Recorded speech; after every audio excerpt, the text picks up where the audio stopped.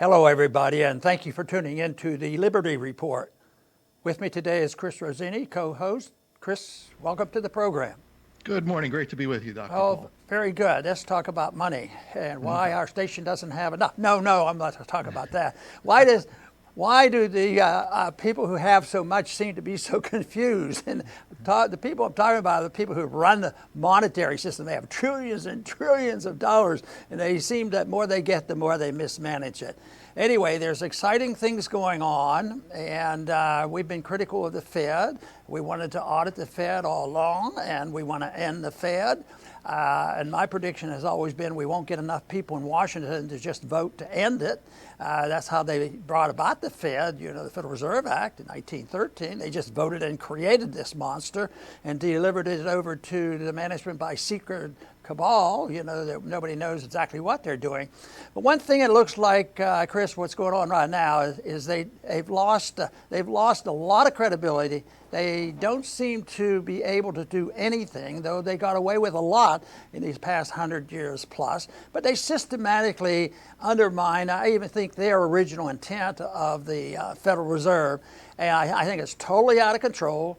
I think the Fed is on its last legs, and there's been a few things that's happening that indicates that they don't really have a lot of control at all. When you think about in September, when they lost control of the repo market and they had to pump in, literally hundreds of millions of dollars, billions of dollars, and they do it nightly because the interest rates are going up. And once again, when interest rates go up, that's the market speaking. Liquidation of debt is the market speaking. When the government speaks and the Fed speaks, they want printing a lot of money, and they want low interest rates, and they want to spend a lot of money. And for a while, they can do it because they can manipulate, and our government and our country is still strong financially. But since the engine of all this mischief has been the Federal Reserve, I think this point that they've lost control of the overnight market and the interest rates, and then just this week, 3 days ago, on the 3rd, they were worried. The fluctuation market's going up 1,000 points up and down 2,000 points, so they are getting nervous, and I think. Once again, it's evidence that they're on their last legs. So they had an emergency meeting, the FOMC, which is very unusual, and they had been talking about maybe sometime in March or April they would lower the rates by 25 basis points. But they have this emergency meeting in the midst of this stock market all over the place. And not only do they, lower interest rates 25, they lower them 50 basis points, which just caused more gyrations. The immediate reaction was, which was the usual thing for the last 50 years. Oh, the Fed's lowering money, they're pumping in, this is good, the stocks are going up, we're back to normalcy again. That lasted about 30 minutes, and all of a sudden the stocks went crashing down again. So they're in the midst of that, and they don't realize that they're trying to manage something they can't manage. And sometimes the evidence is pretty clear that they're managing for the benefit of certain people. And who has benefited from this? Big government, they benefit, and the militarism benefits. The welfare state benefits from it, and deficit financing benefits from it. All these things, and they've been able to tide it over, mainly because we have been a very productive nation, and we could convey trust into our currency and into our system because we controlled the reserve currency. That's the international gold for now, and they can control that, and therefore we control the financial system. But I believe this is a big event happening right now. I believe the evidence is getting stronger every single day that the Fed has lost it, and I think they know it. They're contradicting themselves. They change their viewpoints sometimes in the same day that they make a decision. They're changing it back again. So the roller coasters has been out there, and I think that it's going to be that way. And we're just wondering, when that last straw is going to come. When that straw that breaks the camel's back, I wonder when that's coming. And I might talk a little bit about that a little bit later, but I think we're close to that last straw. Right, Dr. Paul. We're just reporting as it happens. You know, the Fed did panic this week by dropping another 50 basis points from a hugely low level. And the stock market is rocky at the moment, but there's no saying that with all this money that they're pumping in, that the stock market won't recover or even make new highs. And it'll be easy at that time, if that happens, to think, oh, everything is great. But you know, that's on this show, we don't focus on the surface area. You can go to the mainstream media or even the president's tweets, and they'll lie to you about how great everything is. Here, we're concerned about what's beneath the surface. And you could think of it as maybe like a Hollywood movie, how they show you a restaurant, the front of the house, how it's all beautiful. But then they open a door and they go to the back of the house, and it's a smoke-filled dungeon with a bunch of plotters. Well, that's what we focus on. We focus on the back of the house and what's going on over there. And what's coming out of there is they're not doing so well. They're losing control. And that's because that's what happens to central planners all throughout history. They corner themselves, and they ultimately find themselves with so many insurmountable problems that they created themselves that they ultimately have to throw in the towel. And like you said, when is that last straw? There's no way to know that in advance, but we can tell that they're not doing well. You know, I sort of like this analogy about the straw that breaks the Fed's back. Because the theory goes about that old saying about breaking the camel's back is that the camel's loaded down. How much weight can they put on this camel? And they keep putting it on, and it always seems to work. So they continue to do it, not realizing there's a limit to what the camel can carry. And then they claim that limit is very sensitive. You put one more straw on it, it's too heavy, and the camel collapses. And I was thinking, I wonder where that last straw is coming from. And right now we're in the midst of a crisis that is, I think, concocted by some people, and that is the crisis over the coronavirus. I know it's a very, very serious problem. I get criticized for not trying to fearmonger and tell everybody it's the end of the world. But I think that has something to do with the last straw. You know, we have people, 25,000 people a year die from influenza, and there's 650,000 die around the world. And right this year, we're in the midst of this. I think there's been 14 deaths or something in the United States from it. That doesn't mean there's not a problem. It's just in proportion. You know, it's so small. I think I hope the dust settles, and I hope that my perceptions are right, because it would be a great benefit. But that we're not going to have everybody's waiting. When's the pandemic going to start? When's it going to start? When are you going to go to Costco's and load up with food? And you know, who knows exactly what's going to happen? But right now, the evidence is not very strong that a lot of people are going to die from it. The kids don't get the disease. Some people never have a disease and they get the infection. Some people get a cold and they never know about it. And now they're worrying about how quickly the president can be responsible for getting everybody tested, and there's not enough test kits, because you have to test everybody. Because what if they're positive and have no symptoms? So you have to test everybody. So it's on and on. So I think that's a real mixed bag. So there's a political connotation there. It's good politics. You gotta be for spending the money. So I think they were producing that straw this past week. Once again, on the big issues, the Republicans and the Democrats get together. So they came up and said, emergency funding, the world's coming to an end. So they came up with $8 billion to confront, you know, the coronavirus. Well, $8 billion, it used to be a sum of money, but no, that's chicken feed, so that's just a little straw in the market. That's not much.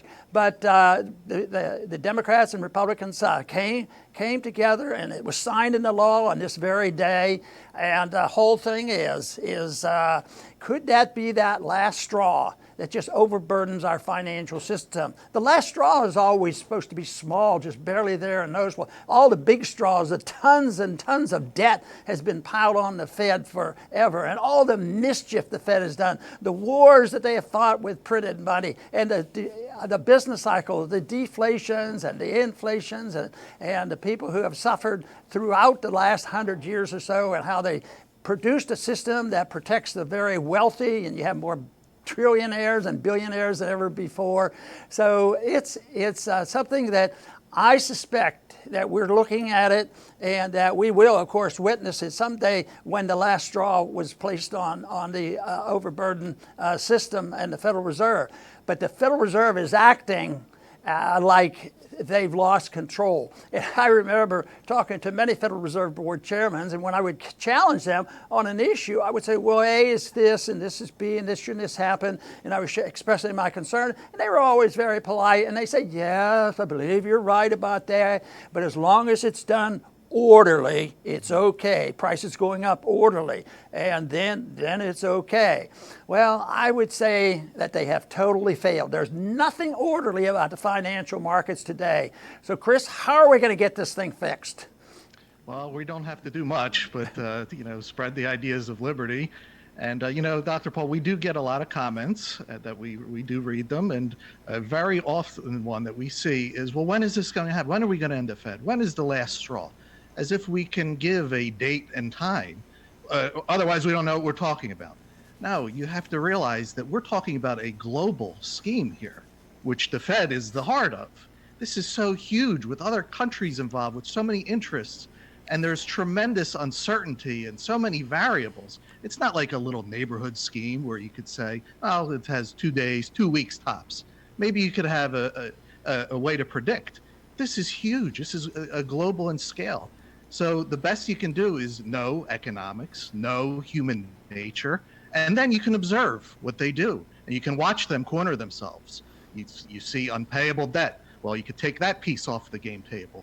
There's $17 trillion in bonds with negative yields. Take that piece off the table. A welfare state that is out of control. A military empire that's out of control. So you watch them take the pieces off the table themselves, and they will ultimately checkmate themselves. If people that pay attention close enough to Dr. Paul, he has said, while we should end the Fed, he said that the Fed will ultimately end themselves. Okay, Chris, that's a good assessment. And I want to just go back to what the original intent and the instructions to the Federal Reserve was. They were to have policies of stable prices and full employment, and they added on, with Humphrey Hawkins. And so that's their goal. And right now, the government statistics shows that there's, full employment, but sometimes you can't always believe government statistics. But anyway, things are better in that manner than it has been in the past. But they added on to the responsibility of the Fed is to regulate long-term interest rates to sort of justify all this QE activity and all this interference, which they can't control.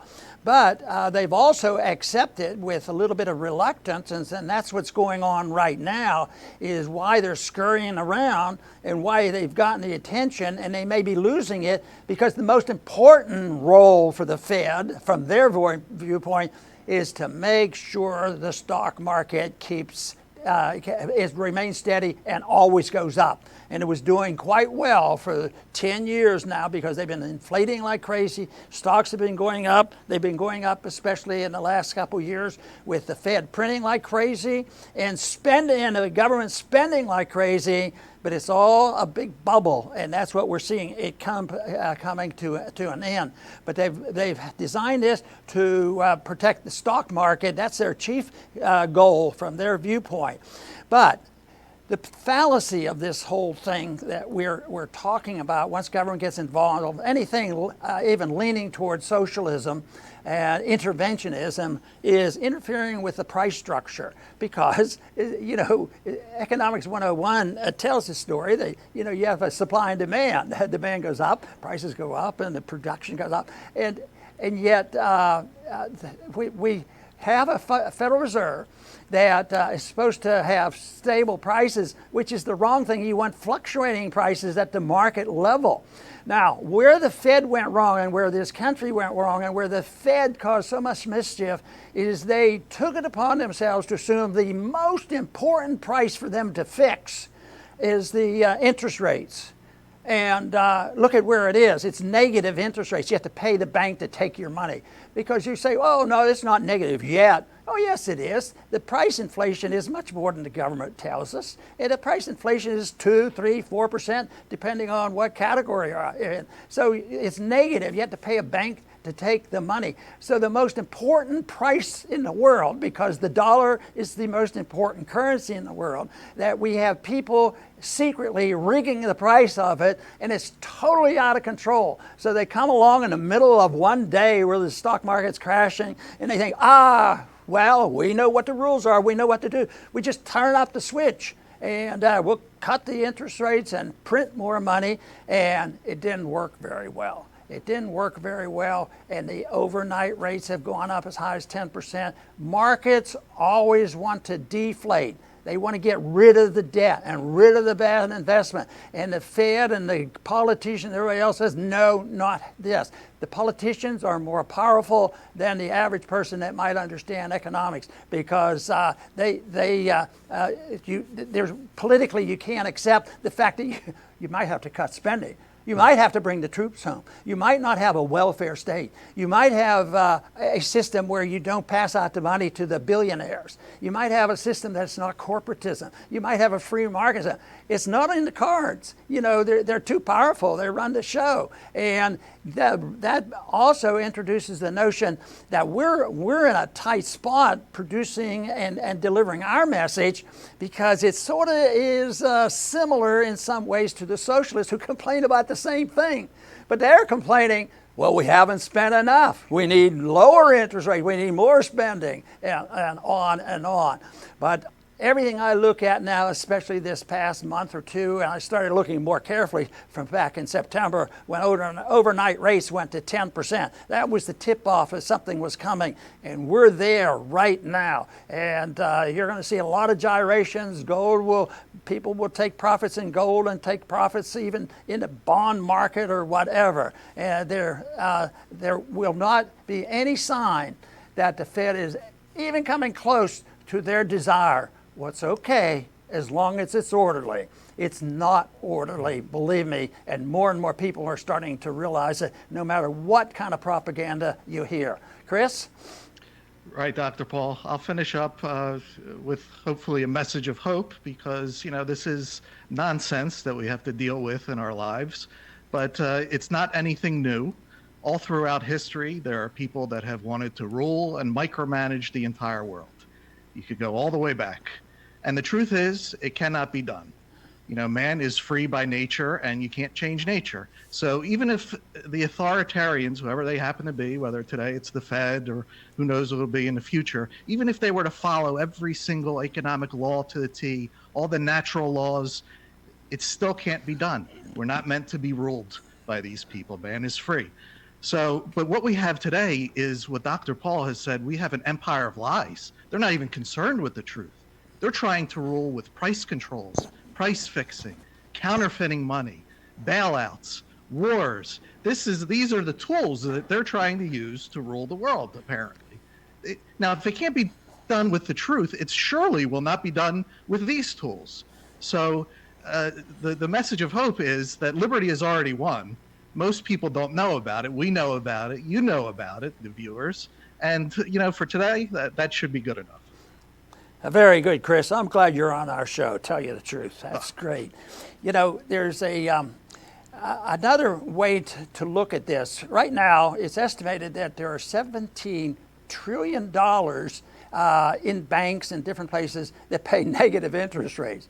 So therefore, how can you run an economy when you don't know the price of money and you're $17 trillion? All they're doing is looking places for store it. And you don't have bills and you don't have gold, you just have computers, so you have to store it someplace and pretend that it's all going to get better. But $17 trillion paying negative, well, that'll consume a little bit of that.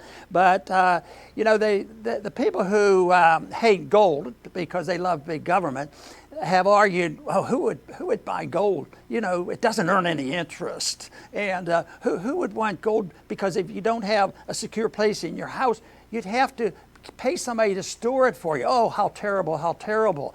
But now I see the $17 trillion of people rushing to store it because they're not going to buy more stocks now. And the market says to deflate, and that's why the economy eventually is going to reflect all of that. But right now, the money's sitting in these banks not making any money.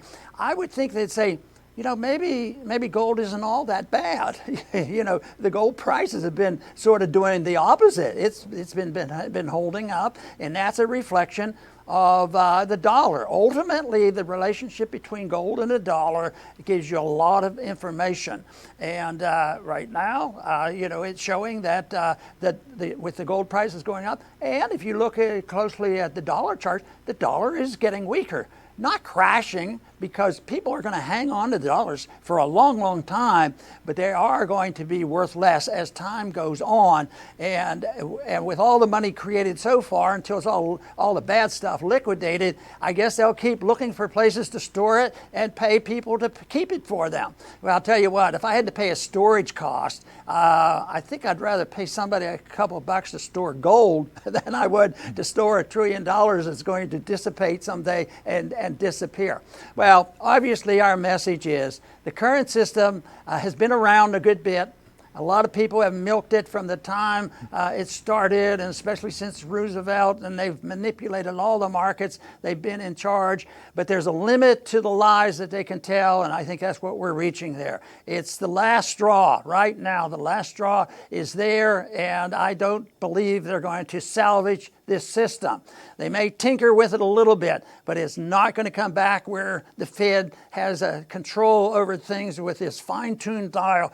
25 basis points, oh good, 50 better, this sort of thing. No, that's what the evidence is now. They don't have control of the one thing that they've been controlling and which brought about this disaster, and that is the monopoly control of the price of money and the price of interest rates, because in what happens on any commodity, anything else, it just disappears. It collapses until people get a market price back. But there is no market price for the currency until that happens. And of course, the toughest part of this whole thing is to get back to scratch and have real economic growth. You have to liquidate all the bad stuff, all the bad debt, and all the malinvestment. And it's not going to happen. There's going to be a lot more debt piled on, a lot more malinvestment, until it's realized that there's a monetary reform that's going to be required that has to be a lot more sensible than the one that we've been living with for these last 50, 60, 70 years, which has led to this point, which was a predictable event.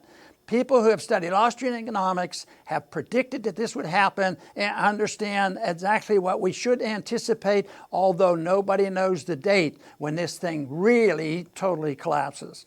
But anyway, the good news is that the answers are so simple. It's limited government. It's not fighting these wars, not having a welfare state, having honest money. Don't let people defraud them. Don't let your government be the counterfeiter of the world. It's not that tough, and we had basically that for a long time. And the wonderful thing about it, under that system, it creates the largest middle class ever, and that's what we used to have. But the middle class now is bitter. They're angry. The wealth is being distributed in a bad manner, and that's why. What do we hear about? We have a presidential debate, and they're promoting socialism, and they're not even bashful about it. At least in the old days, we heard about socialism. Oh yeah, that guy's over there is a socialist, but people generally kept them quiet, and they certainly wouldn't run for the presidency. I'm a socialist now, and we're going to sell the world. Now, so there are healthy things going on because the people will wake up, the failure is there, and the answer is to be found in liberty. I want to thank everybody for tuning in today to this Liberty Report. Please come back soon.